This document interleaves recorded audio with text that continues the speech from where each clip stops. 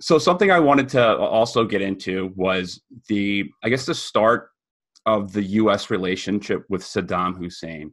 Now, Saddam, obviously, I think the CIA, from my understanding, the CIA was in contact with Saddam Hussein before he became president.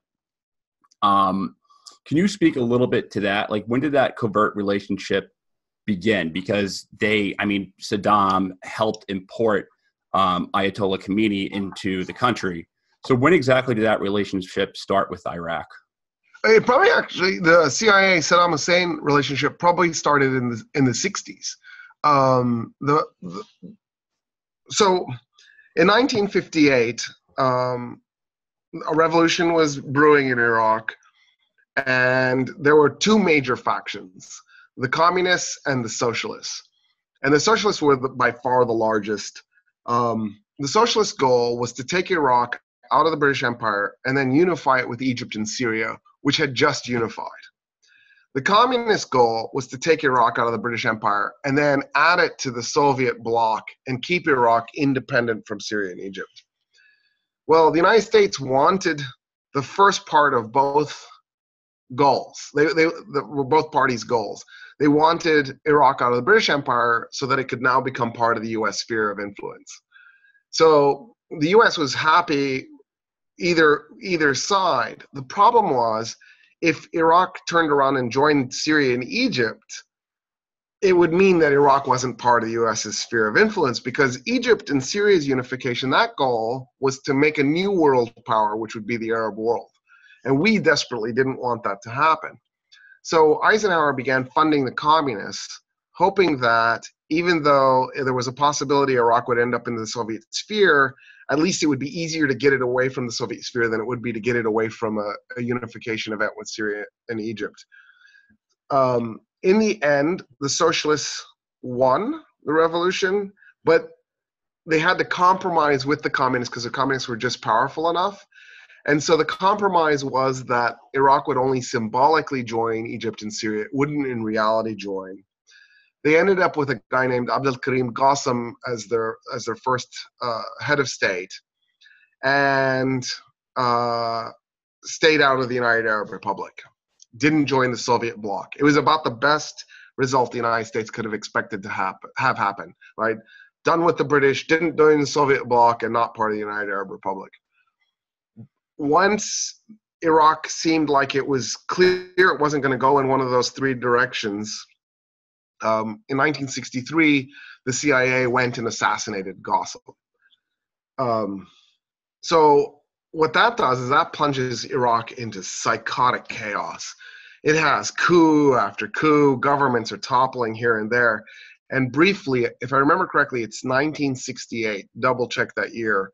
The Ba'athists in Iraq managed to gain power, and Saddam Hussein had already joined that party. And so briefly, he was actually part of the government in Iraq. And he was basically a thug for the party. He would actually commit crimes to generate capital to help fund the party's activities. So we liked him, and we were probably already well connected with him. So that in '76, when the Baathists take Iraq over again, we began immediately communicating with him to see if we can work with him, and we find out we can, because we give him a list of people we don't like in Iraq. We don't tell him what we want to have him do with those people. We just tell him, well, we don't like these guys. They're a lot of them are scholars, a lot of them are activists, a lot of them just belong to political parties that we're not really keen on, like socialists. And he has them mass arrested. They do these big kangaroo courtroom hearings where they're trying 20, 50 defendants at a time. They're all found guilty, and then he has a mass hanged live in primetime TV across the country. I'm just imagining some CIA guy just going like, how about that? Yeah, okay, that we can work with that guy. How about that? How about that? It's about the best possible result imaginable. He effectively is running Iraq by that point because the president himself was sick and no longer functioning. When the president dies, Saddam Hussein is in charge, and we've got this well-established relationship with him. And then we're going to leverage that against Iran and trigger the Iran-Iraq war. So he was very useful to us. Yeah. So from my understanding of how the war begun was that the oil-rich parts of Iran were Arab. Kazakhstan was mainly Arab. And the U.S. Now, I'm not 100% sure about this, so I'm hoping you can help me clear this up and get a better understanding. So did the U.S. encourage Saddam Hussein to invade Iran? Yes. Or was that something like that was just a mutual, did he ask for the okay and like, hey, listen, there's a bunch of Arabs here. We would love the oil. And the U.S. said, well, why not? It's going to help us out. And we're getting over a bitter breakup with Iran. So what exactly happened there? I really think it was a vengeance event, that we went to the Iraqis and we said, Iran's military is in ruins. Now's the time to attack. So yeah, Khuzestan is majority Arab. It's also where Iran's oil supply is. So what Saddam Hussein could do is he could say, my goal is to take Khuzestan, since it's ethnically Arab, out of this Persian-dominated state, and then he'd effectively wipe out Iran's oil reserves. The whole reason for our interest in Iran was oil, so this was like a double win for us.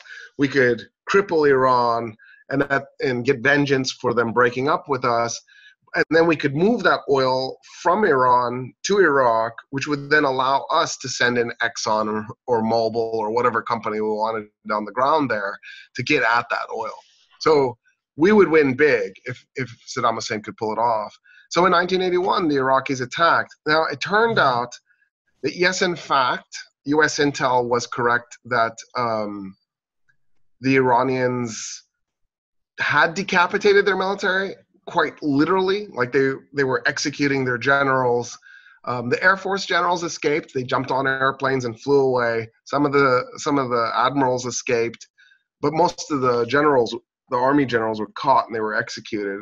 And the Iranians did like you would do after a revolution, and they purged whole sectors of the Iranian officer corps. So that part of US intel was correct. But you have to remember that Iran is 3 times the size of Iraq in population. So Iraq attacking a crippled Iran, or a weakened, I shouldn't even say crippled, a weakened Iran is still a complicated proposition, right? Because the Iranians just outnumber the Iraqis by so much. Saddam Hussein's goal was the city of Abadan, which is right on the border with Iraq. It had at one point the world's largest oil refinery. The irony of ironies is Abadan in Arabic means never. And so he's trying to capture never.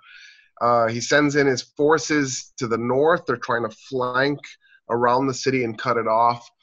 And they never do. They never even enter the city. They do bomb it, but they never manage to get tanks or infantry into the city. The Iranian military manages to hold the Iraqis in place and then actually push back their salient right up to the border. And what ends up happening, instead of Saddam Hussein capturing Khuzestan and pulling it out of Iran, instead of that happening, what ends up happening is a World War I style trench war where neither side manages to move the border very much for 8 cruel, bloody, sadistic years.